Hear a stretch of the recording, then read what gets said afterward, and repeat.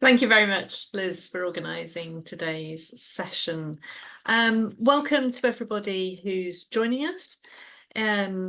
This is the Science Council's British Science Week Lunch and Learn series. I'm Professor Delafreath and I'm the Chief Executive of the Science Council. So a small piece of housekeeping for those that are here already. During the webinar, we'd appreciate it if you could stay on mute and add any questions that you have for our speaker to the question and answer function. So the Science Council,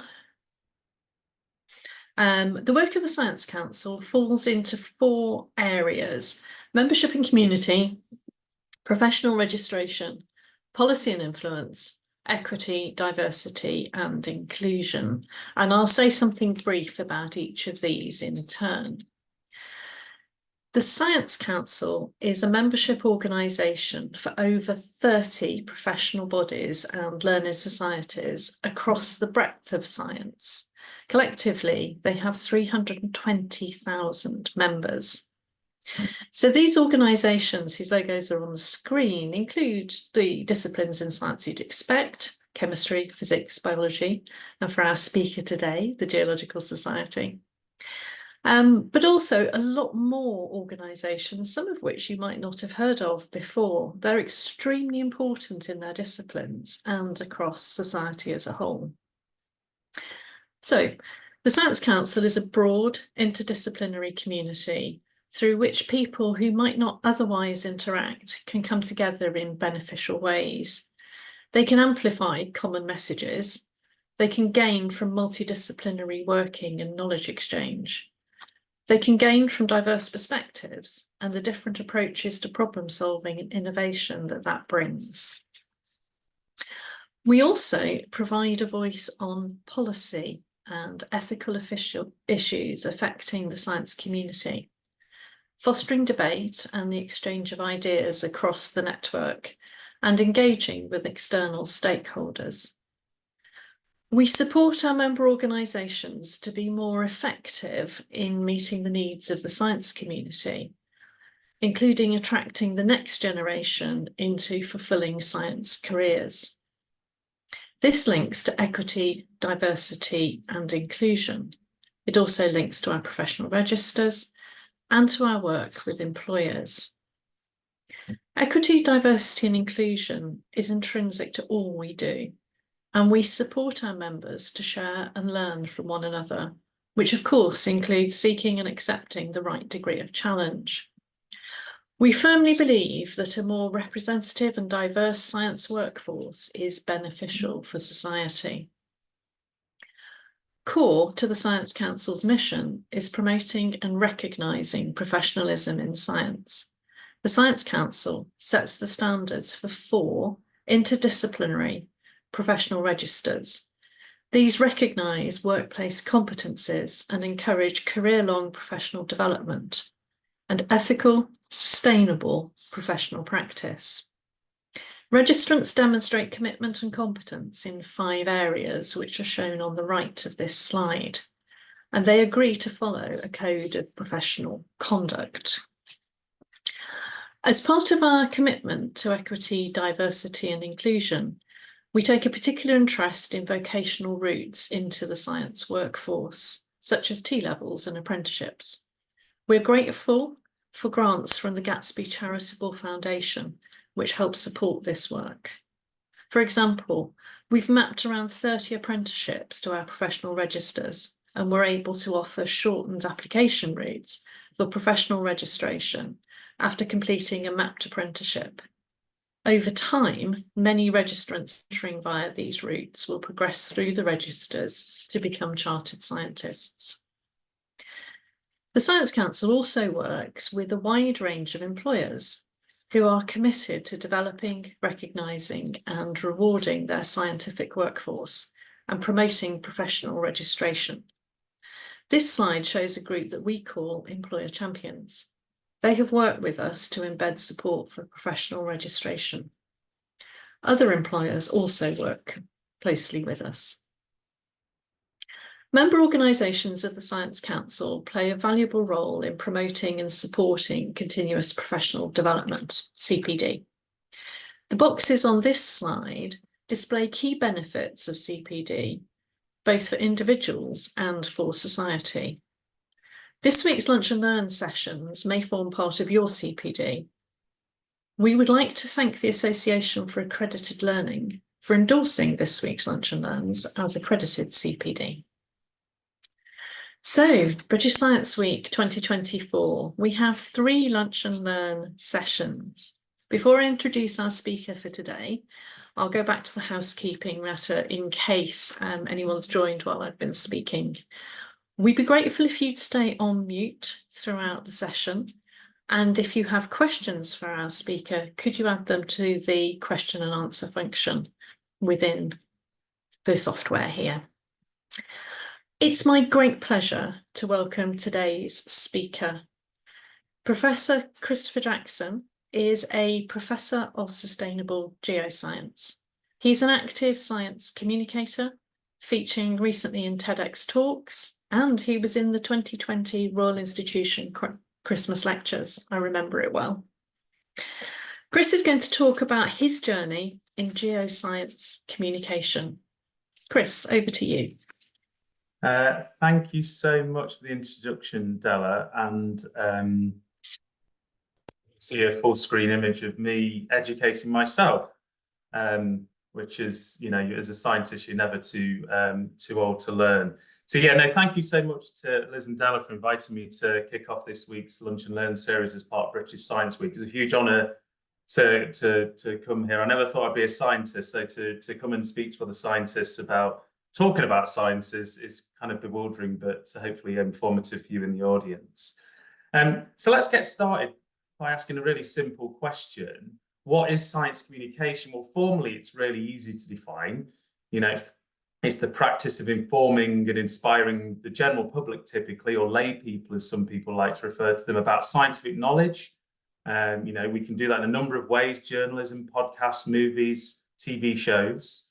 And increasingly, there's probably been a heightened awareness in the public and in the scientific sphere of the role of science communication, its importance. We are, you know, challenged with combating misinformation related to a number of things, you know, vaccines recently, climate change is an extant threat as well. So it's creeping in and it's increasingly important, certainly over the 20-year career I've had. But we can define it formally, we know it's important, but what does it actually look like in practice? And I thought I would do this by actually kind of telling you about my journey in science communication and how you go from being somebody, you know, like who just is little and wants to be a scientist and eventually gets to be a scientist and talk to people about science, into then almost not making a career out of it, but it being an important part of your existence is talking to people about science. And when Liz contacted me about this, she said that the theme, I think, for the week was time. And so I was thinking quite hard about how to fit this in. So I think a journey is an activity that occurs over a given period. So that works. But because I'm a geologist, I can't obviously just do it against any time scale. I'm going to do it against the geological time scale. And although it was my birthday a few days ago, I'm obviously not as old as this. I'm not 541 million years old, but I'm going to translate that into some numbers which actually mean something. So I'm going to go back to like the beginning of my journey in science communication, almost about 10 years ago, and come all the way through to today and what I've kind of learned on that journey through time. So like, starting off, you know, fittingly perhaps, it started off here at the Geological Society in London, really grand surroundings and rather daunting as it was. Having been there as a student and as a member of staff at Imperial College giving technical talks, to be asked to go back was really scary. And it was really unclear to me why they'd asked me to give a talk, given that at this point, I'd never done any public speaking. All I'd done is, you know, conference-based talks.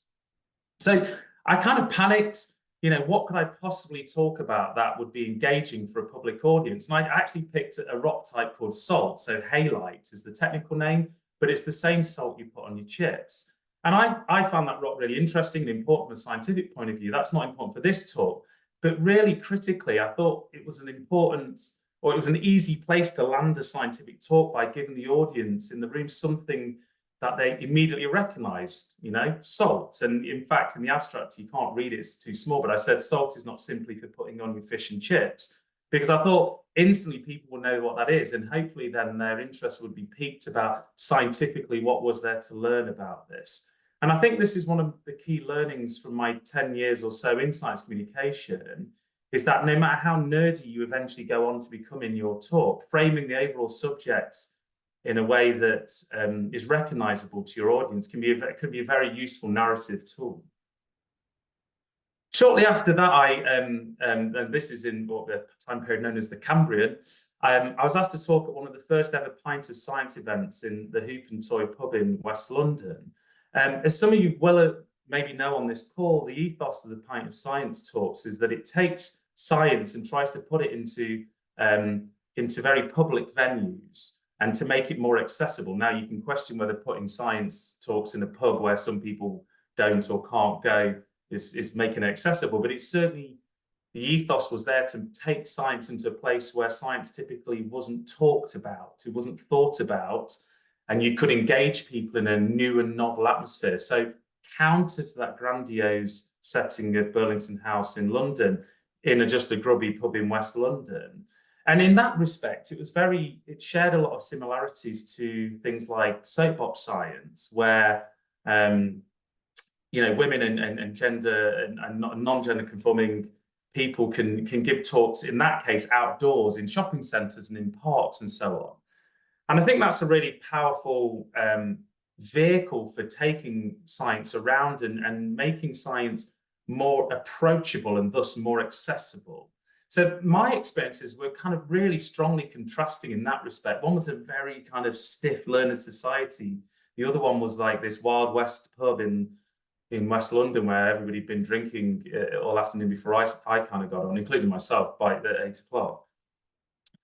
So let's just kind of, from those early years, at the end of the Cambrian, what did I learn? So I learned KISS, the keep it simple, stupid, keep talk short and punchy. Nobody hates somebody for their talk running under. Everybody hates you if you make them late for something else. Keep it short, keep it punchy, use clear graphics, communicate complex problems or complex messages in simple ways.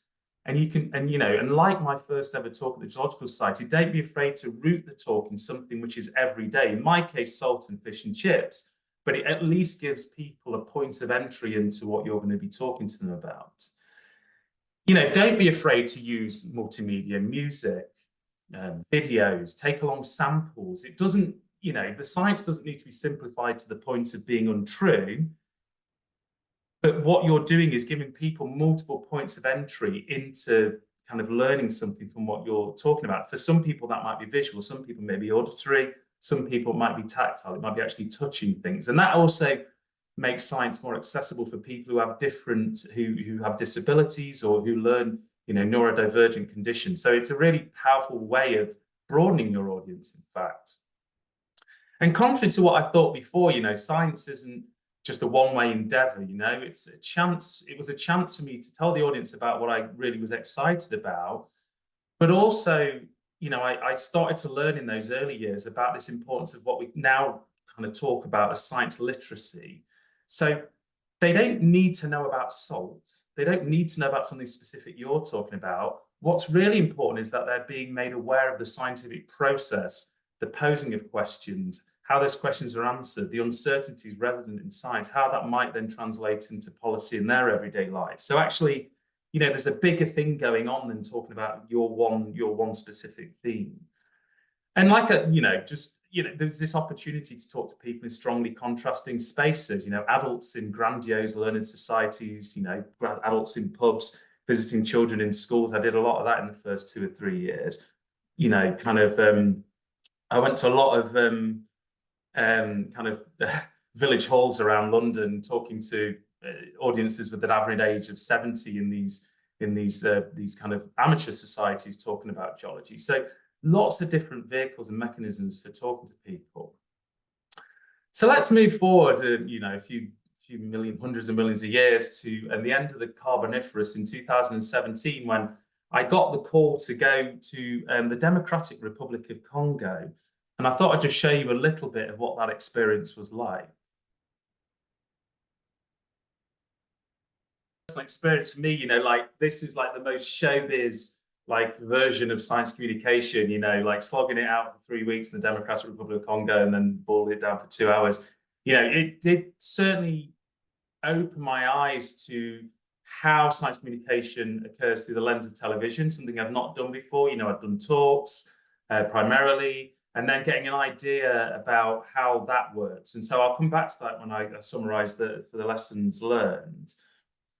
But it also showed me you know, it kind of impressed upon me even more the importance of science communication, how it can touch and positively influence people. So not just educating them again about a specific technical topic, but about that positive influence talking to people about science can have. So following that, you know, one thing that happened is I got a number of emails. Some of them were wildly negative about the TV show, but like some of the positive ones, one of them is here. And this is from Patrice Billingsling, who is a teacher in the US and in Chicago. I'm not going to read it all out to you, but you know, they kind of said that, you know, they'd shown this TV show to their class, and the show had a massive impact on seeing you know, on their class, because there was an expert in it who isn't African, but it was in Africa doing science. And, you know, that they also, there were people who looked like them who were doing science, and now they're interested in discussing about geography. And it was the first time they'd ever watched a TV show where all the scientific experts on it weren't white.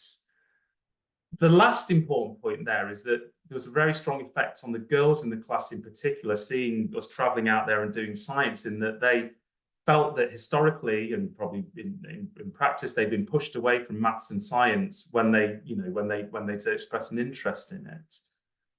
So I think what this letter captured for me about science communication was that there's this crossover value of science communication. It promotes not only geosciences, it doesn't only promote the role of Black scientists in this case, but more critically than both of those things, perhaps, it helps start those conversations about what the biases that pose barriers or cause barriers for historically excluded groups in science. So it does permit you to have a broader set of conversations, and indeed that's something I'll come back to in a moment. But you know, again, as a summary out of that, you know, that idea of working on a science communication project that was televisual, there is this tension between science communication and drama and the TV effect. And I just nicknamed it the Nat Geo effect, or the National Geographic effect. You know, Chris is on the road, lowering himself down, there's rocks falling, you know, like you take things which happened and you amplify them, and then, you know, because you need people's heart rates to get above 70 beats per minute whilst they're watching this show, because what they don't want to watch is a bunch of people failing to do an experiment, or just like not being able to get access to the field site, or, you know, some bits of that are interesting. They're very real. They're things that do absolutely happen. So there is a balance to be made between telling people about the scientific process and then kind of how you frame that being done. And that was, before I did that show, I probably was more in the camp of why do they show people doing anything which isn't doing a calculation or an experiment. And now I understand why they might show something in a slightly more, not super dramatic, this was the super dramatic outlier, this TV show, but like why they have music, why they have, you know, they have personalities in these shows. I think they're important vehicles for the science. The other thing I learned about after that experience was how dismissive some people can be of science communication. There was certainly a degree of hostility towards engaging in this, and that this wasn't considered even the role of a scientist. You know, why are you wasting your time doing this rather than raising money and writing papers? Because this is a soft skill that isn't really important and won't ever solve any of the world's big challenges. And I strongly counter that, as I'll come back to later in the talk, and say, actually, the reach and impact of science is limited in terms of its translation into public policy and impacts on people's lives, by how well we can communicate it, not just with the public, but also with policymakers. So I think it's a core discipline as part of science, but a lot of people, as shown with this emoji here, don't believe that still even now, I think. And there was also an element of jealousy as well. People were jealous about the opportunity that was afforded to me as, in this case, a non-volcanologist. I'm a geoscientist who works on ancient volcanoes and geophysical data, but like, why are you doing it and not somebody else? There are elements of that, and you have to kind of get ready to have those discussions with people. And it relates to the Nat Geo effect, right? It's partly like, okay, we need to have this TV show about X, Y, or Z, but also, and I'm not saying I'm even remotely good at this, but we need to have people who can tell that story and carry that narrative that they've set up in the show. So they're not just picking the person who's written the most papers on, in that case, Nyiragongo, that specific volcano, right? They were picking a group of people who had scientific credibility generally, as well as very region-specific scientific expertise as well. So there was some jealousy came my way, and some rather interesting messages via social media, shall I just say. So let's hop forward to the end of the Triassic. And I kind of fast forward, and I found myself, having done a number of other bits of science communication, but then I ultimately find myself on stage in the Royal Institution, escaping lockdown to come and set fire to things on the stage there. And this was part of the Royal Institution Christmas lectures, which was an amazing experience, very difficult to do during lockdown, virtual audience and everything like that. It was incredibly stressful. Again, it was possibly more demanding than even going to the DRC for 3 weeks to do Expedition Volcano, in that this was incredibly well planned. Okay, so 6 months of script writing and production meetings, 6 months of demonstration, or the demo designs that we used. There was 2 days of filming. There were so many moving parts to deliver this piece, and let's say what it is, a piece of theatre, right? It's set in a theatre. It's, there's a picture of me there setting fire. There's like this scientific robustness. It's an important story, in our case, climate change, but also producing this really televisual feast. So it's really demanding. This is not 30 minutes in a pub in West London, having hacked some slides together in the pub upstairs before you went down into the room you were presenting in. This was an incredibly choreographed piece of science communication, and again, it has its value. It reaches a really broad audience, but it is one of those testing elements of science communication. This also made me really aware of another important aspect of science communication, which is that the story about scientists and how science is done. So not really the nuts and bolts of the scientific process, but and why we should be talking more about that. And that's something in the lead up to the Christmas lectures I tried to do. I was the first Black scientist to give a Christmas lecture in 182 years, I think it was at that point. And that was as much of the story as the lecture itself, which was about climate change. And my talk, as well as Helen Chetsky's and Tara Shine's, it was all about climate change. Mine was about the geological record of climate change. But I thought, there was that story. And this, remember, was coming a few months after the murder of George Floyd. So race and racism was very much in, the public consciousness. And so I took it on myself to try and talk about all these things, and I kind of said science communication is not just about facts and numbers. It's about all of the messy stuff that goes on in science as well. Race and racism, misogyny and homophobia and transphobia, they're all part of that discussion. And trying to, again, get back to that point that science can be technically brilliant, but it could be very limited in its reach and impact if we're not aware of who and how those questions are being posed that scientists are trying to answer, and then how and who that bit of science is kind of impacting downstream of it. And that's a difficult thing to do for somebody who's a scientist by training and not a science communicator by training, isn't a EDI practitioner by training, but then suddenly through this experience of being a science communicator, you find yourself with a platform and an ability to talk about these other things, that is quite difficult. It's much more intimidating than trying to present some controversial scientific topic at a big conference, I would say. But that is an opportunity that's there. You can, I mean, it didn't go down very well in the comments section of various newspapers on social media, but it did put fuel on my fire that, you know, I think over the years after that, there was an opportunity to talk about those things and view those coming up to the end of the Cretaceous in 2023 about like why those things are important. People aren't happy about that, of course, because they would like to separate science and scientists. And then I think, and that, you know, because, you know, science kind of almost operates in some people's minds in a vacuum, but actually there's humans behind it is the important recognition to be made there, I think. People don't like it, you know, worse still, people will be kind of very critical about the validity of you as a scientist when you because if you're not a science communicator, I guess what I'm trying to say here is you can do the science, and if you write a bunch of papers for these obscure journals, nobody will know who you are. You do one TV show or you do one thing where you're in a national newspaper, just one, suddenly you're known to a fair amount of people. And then people will start asking you questions like this, you know, why does it matter that you're black? You know, science is sort of, it doesn't really care. And I just wanted to highlight a couple of the messages I got. This was following the Christmas lectures, actually.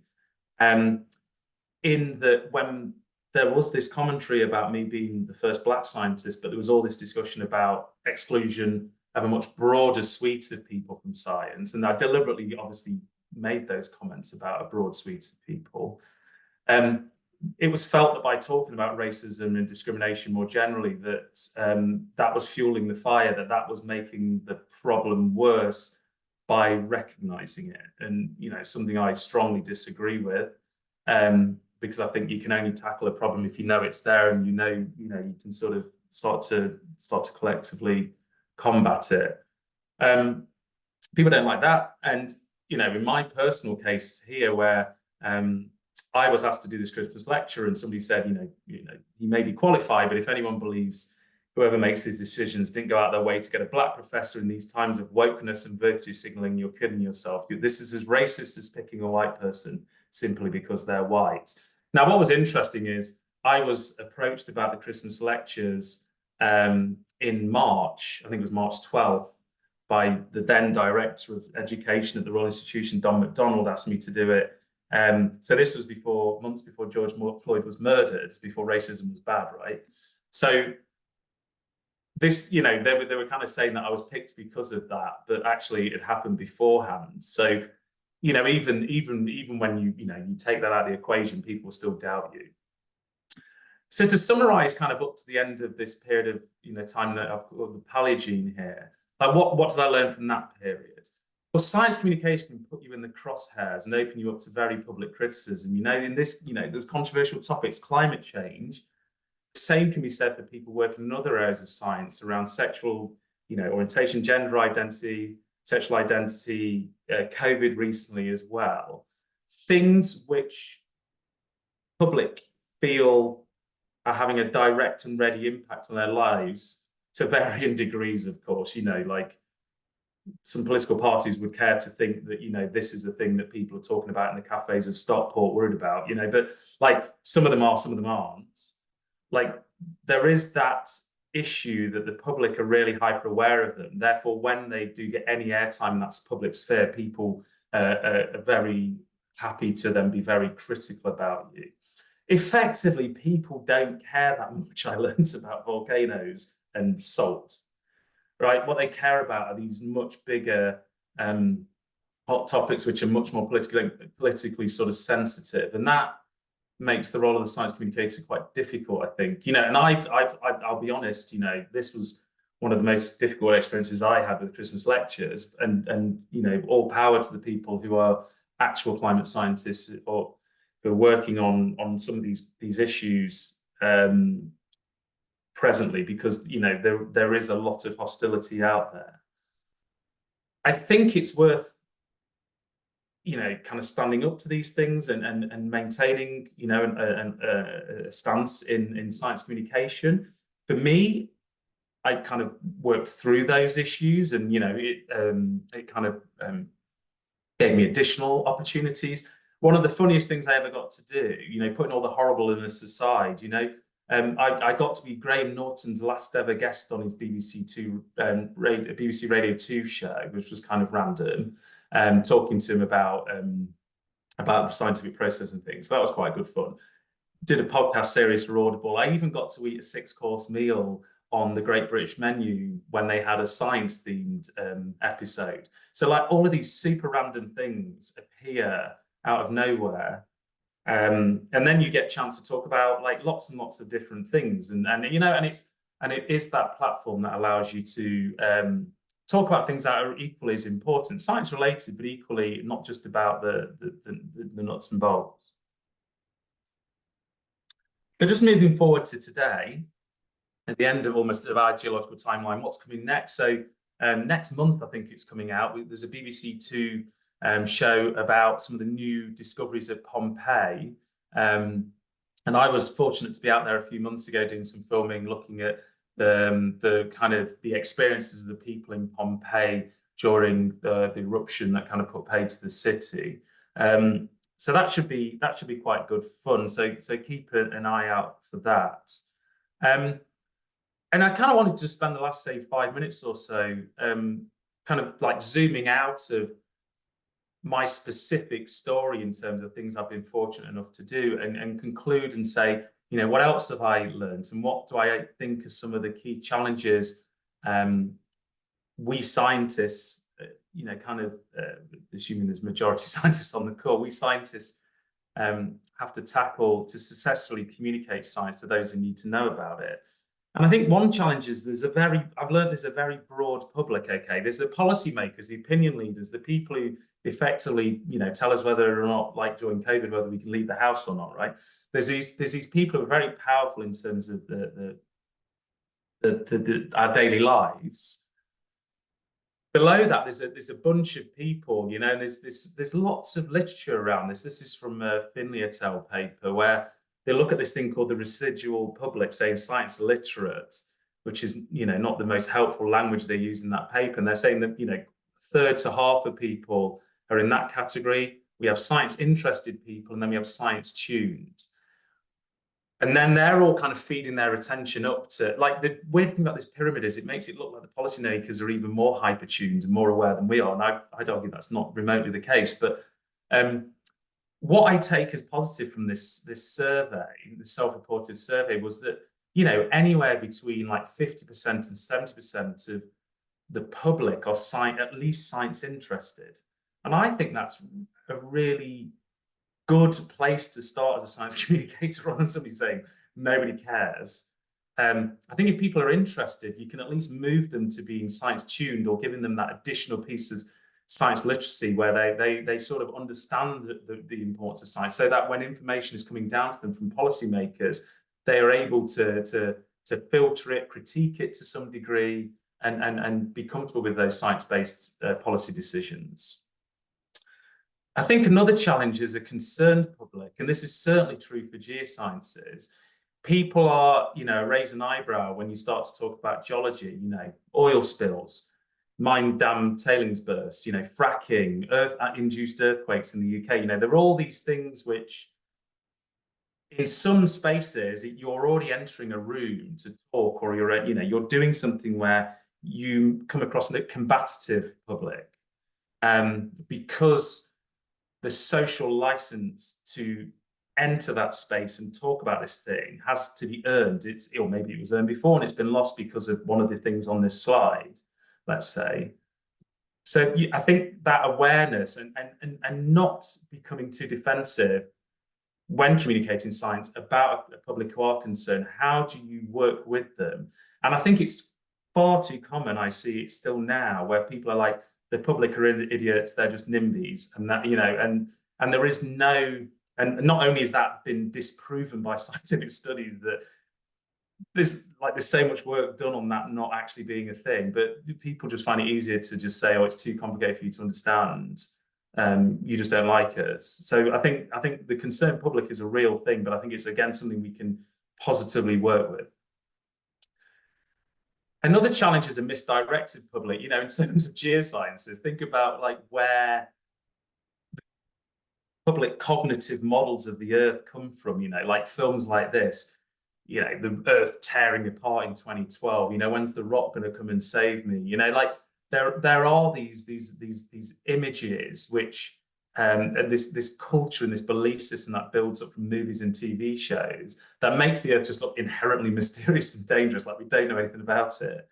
And there are parallels to some degree with the human body and vaccines that if you can't see it and you can't understand it, almost it makes the role of the science communicator even more challenging when people have preconceived ideas when they enter that space with you.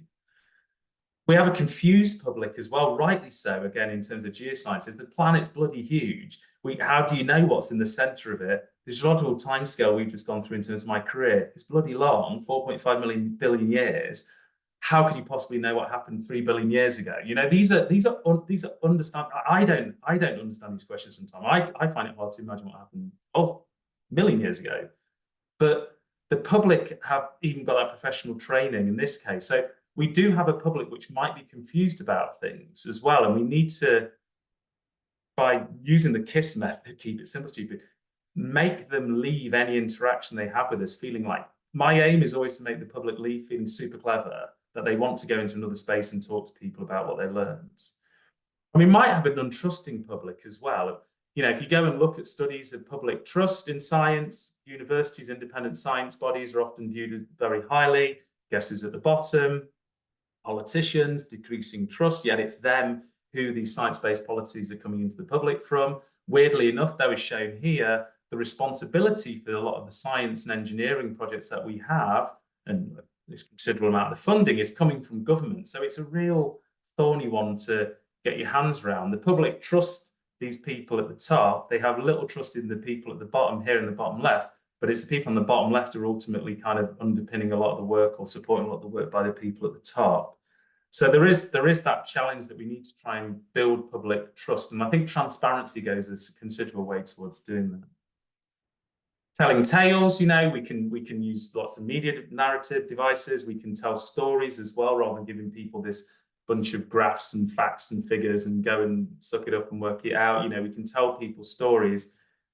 We can also think about how we build stories up. One of the issues is scientists are very good at doing what we see here. We get the background, supporting detailed results, conclusions, and your fellow scientists stroke their chins and go, yes, that's a very well constructed study and I like the results and conclusions. The public doesn't have, you know, the time or energy or sometimes just the expertise to go through that same process. Another mechanism would be to actually, and this was some of the work done by Ian Stewart and Ted Neal, is to say, what's the bottom line? Why does it matter? And then bring in the information and co-create what that underpinning information is for your audience, rather than presupposing that they need to know everything. You know, I think that much more participatory approach is useful. But are we prepared to do that? No. In the studies that I've read, it's an average of 15% of scientists have some formal training in science communication or science and policy. It's not an underpinning part of many of the science curricula at universities or even in some of the spheres of professional development. So we're not really prepared to do it. I love this quote: 61% of surveyed geoscientists could do that. Most scientists are so intellectually immersed in their own jargon that they can't communicate with journalists or the public. And that's pretty down to me when it's coming from the geoscientists themselves. I do wonder what that number is if you went and spoke to the journalists or the public. I'm going to say it's like 38% higher than that. So just to conclude, final slide, you know, so what have I learned on the geological journey and some of that last bit of info, you know, that last kind of summary?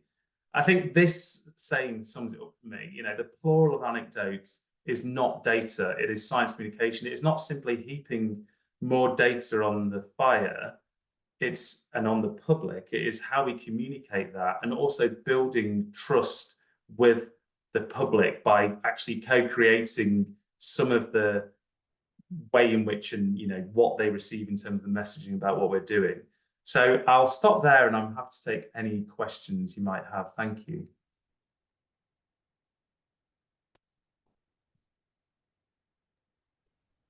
Thank you, Chris. That was great. I really enjoyed it. I think you've given us lots to think about. If I may start with a question, Yes. How do you fit it all in?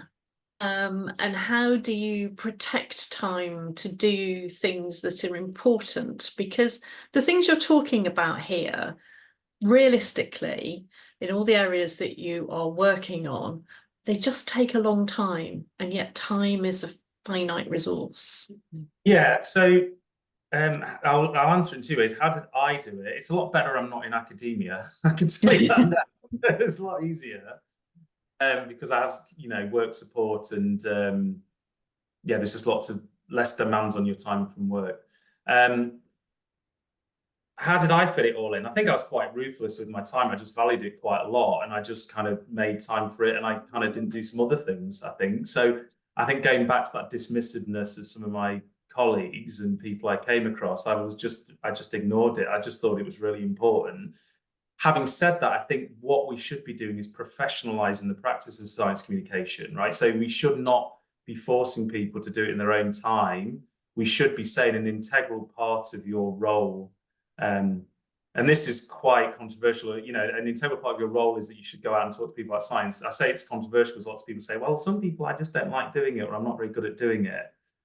Mm-hmm. And I identify with that because I don't think I am, but I think it's still something that for those people who elect to do that, scientists who aren't doing it should see the value in the people who are doing it. They should see how improving the public's awareness of science benefits everybody, not simply the person standing on the stage. So yeah, I think you do have to fit it in a slightly ruthless way, but I think there's a systemic way of meaning people don't have to make those hard choices. There's structural things we could do to make it better. Yeah, and I think those structural things can be really important because they have such an effect on who can do these things. It speaks back to your equity, diversity, and inclusion piece, which was very central to what you were talking about. We have a question in the question and answer box about what does a geoscientist do day to day? What are the main priorities in your work?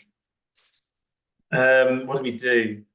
This is it, right? So there's so many flavors of geoscientist, of course, and I think some of you on the call may have heard me ranting about the fact that geosciences has historically had this reputation as being people who love rocks and they dig in rocks and they collect rocks, and it's not true, right? Geoscientists are doing everything. Everything is built on geology, as they say. They're doing things to do with resource provision. They're doing things to do with engineering of infrastructure. They're doing energy. They're doing so many different things. Water security around the world is related to geology. So it's really varied. So it's very hard to answer that question because I think in reality, geologists are doing lots and lots of different things.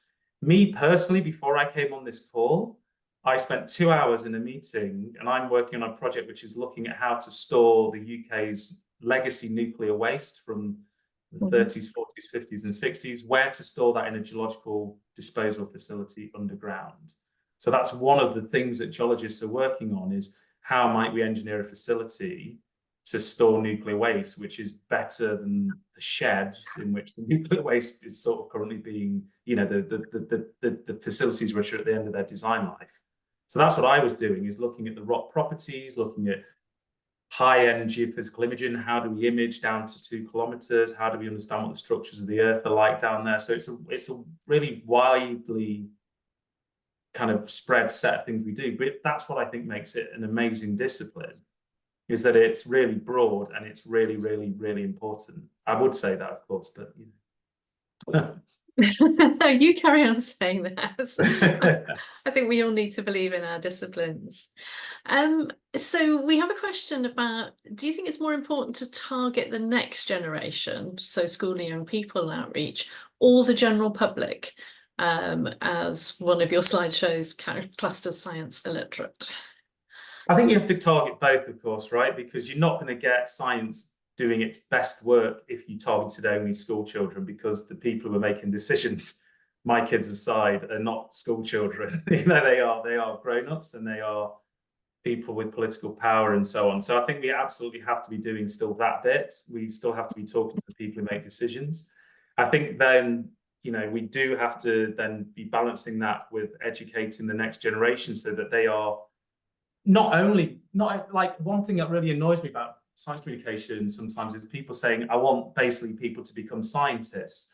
And I don't think that's what science communication is about. I don't think it's done with the intent of making a mini-me. It should be done with the intent, I think, of just generally, from the earliest age possible, making people aware that science is all around them. It's already doing good work. It's doing some problematic work as well. Here's some tools. Here's some tools on how to critique it. You know, giving people that. I think the fact that people are going to become scientists out of that is a great outcome.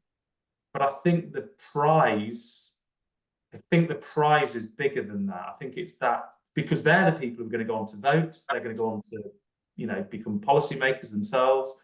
They're going to be people choosing from bits of science to inform something they're doing day to day. So I think we have to do both. But I think that, yeah, kind of, we just have to kind of think about why we're doing both of those.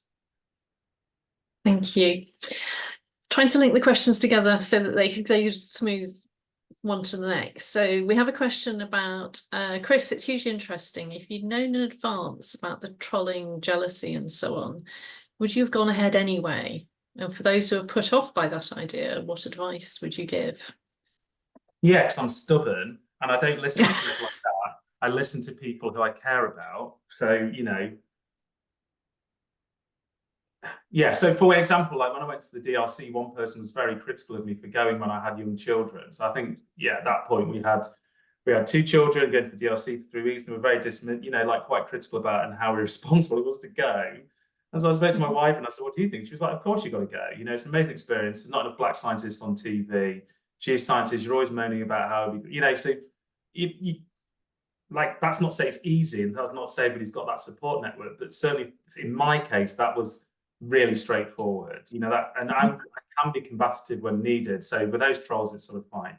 For people who are more nervy about it, one is, yeah, genuinely to seek counsel in people you respect and people who you know have your best interests at heart is one sort of more philosophical approach to dealing with it. More practically, you can just avoid some of those spaces where that hostility occurs. And again, that's not really fixing the problem of the fact that these people shouldn't be jealous and horrible to you, but they are frequenting certain, in that case, social media spaces. So there are ways of managing that information that's coming into you.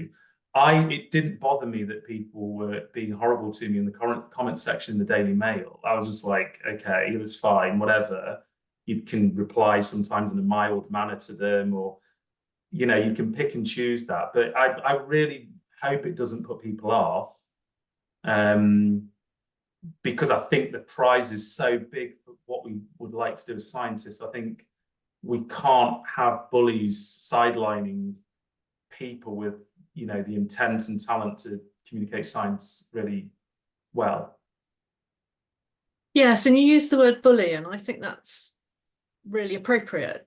This is bullying, and it's an attempt to silence. It was that idea that you spoke to in the middle about people think that by talking about a problem, we make it worse, whereas in fact, we're just illuminating what is already happening.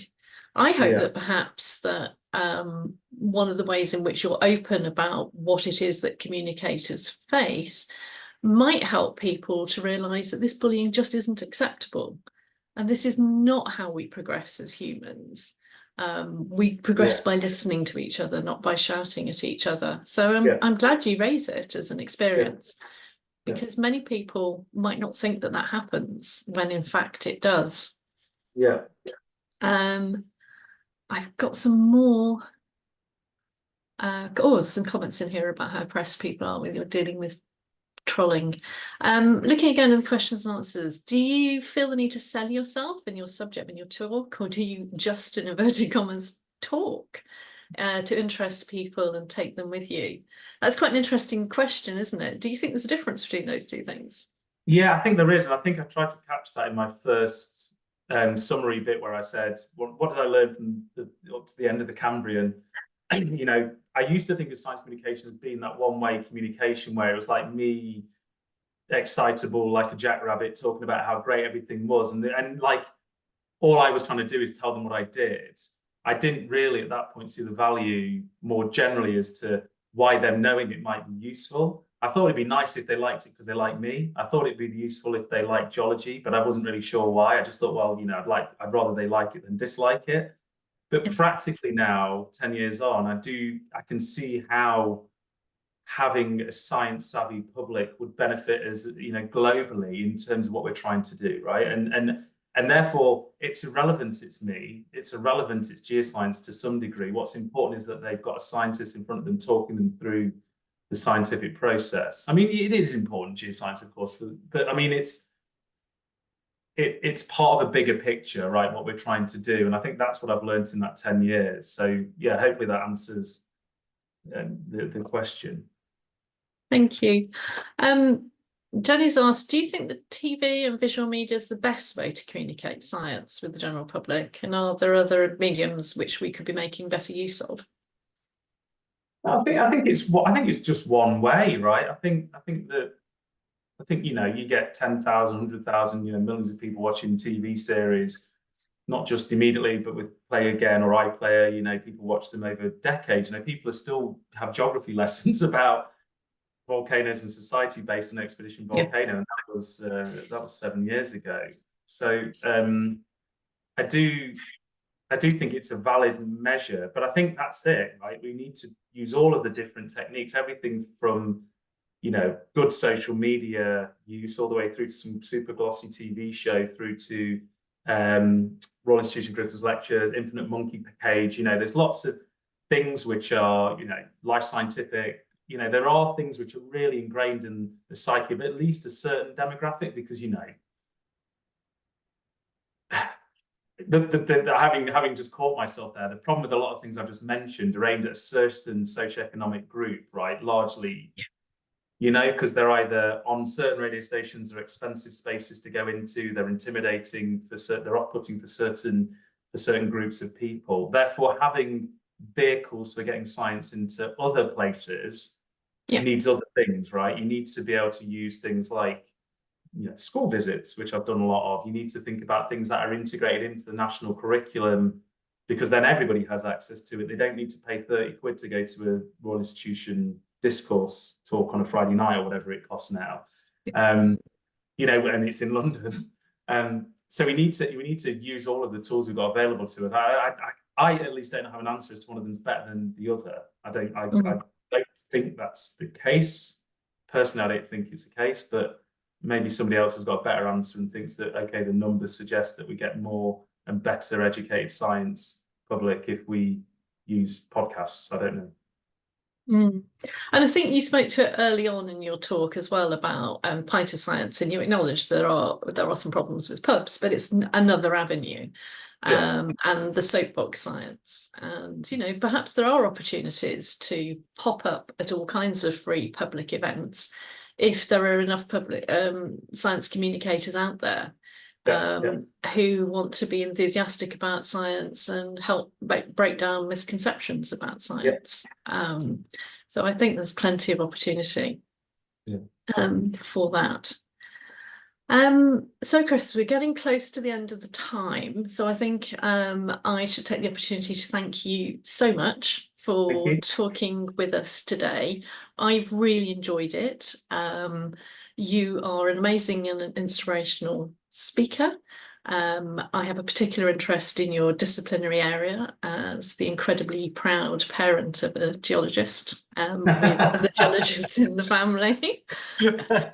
Curling now a bit. But as you say, the particular discipline doesn't matter. It's the vehicle for you to show your knowledge and your expertise and your enthusiasm, and that overall scientific process, which is really, really important, that things are question-led and iteratively we make progress. Thank you again, Chris. It's been lovely having you today. Nice to meet you all. Thank you. Bye. Bye.